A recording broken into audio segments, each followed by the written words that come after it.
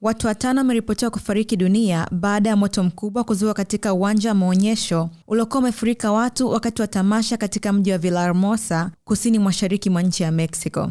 Kwa mujibu wa mamlaka za jimbo la Tabasco, moto huo umezuka mapema asubuhi ya Alhamisi Mei 7 wakati wa tamasha lililoanza usiku wa Jumatano, ambapo watu takriban 135,000 walikuwa wamehudhuria tukio hilo, na moto ulipozuka ghafla, umati huo ulianza kukimbizana kwa hofu huku mayowe yakisikika na watu wakijaribu kujiokoa, hali iliyosababisha taharuki kubwa katika eneo hilo. Gavana wa Tabasco, Javier May, amethibitisha tukio hilo na kueleza masikitiko yake kwa familia za waathirika, akiahidi msaada kamili kutoka serikali ya jimbo. Pia amewapongeza wananchi waliosaidia katika zoezi la uokoaji na kuwataka waathirika kupatiwa msaada wa haraka. Mamlaka zinasema kuwa chanzo cha moto huo bado hakijulikani na uchunguzi umeanzishwa ili kubaini kilichosababisha janga hilo. Hata hivyo, tayari vikosi vya uokoaji vimeripotiwa kufanikiwa kudhibiti moto huo baada ya jitihada kubwa za dharura. Aidha, serikali ya jimbo imetangaza mpango wa kurejesha shughuli za kiuchumi kwa wafanyabiashara walioathirika na moto huo ambao umeacha majonzi na taharuki katika eneo hilo.